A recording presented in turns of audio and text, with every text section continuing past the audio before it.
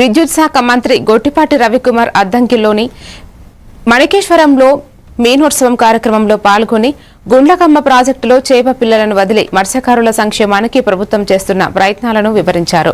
గత సంవత్సరం 20 లక్షల, ఈ సంవత్సరం 10 లక్షల చేప పిల్లలను వదిలి రాయితీతో వలలు, బోట్లు అందజేస్తున్నట్లు, వేట నిషిద్ధ సమయంలో కూడా ఆర్థిక సహాయం అందించబడుతున్నట్లు మంత్రి తెలిపారు.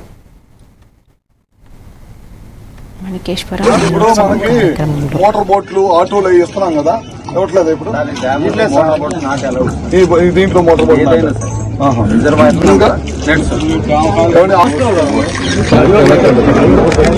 Okay sir okay.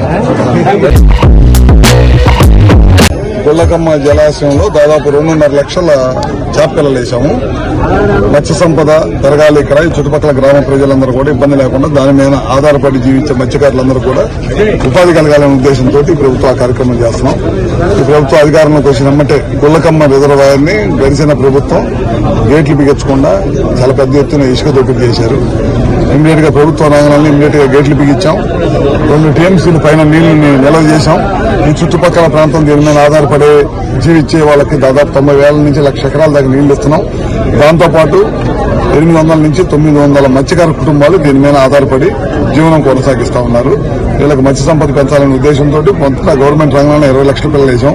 ఈ సంవత్సరం ఇక్కడి నుంచి ఈ పాయింట్ దగ్గర నుంచి మణికేశ్వరం పాయింట్ దగ్గర నుంచి 2.5 లక్షల పిల్లలు వదిలాం.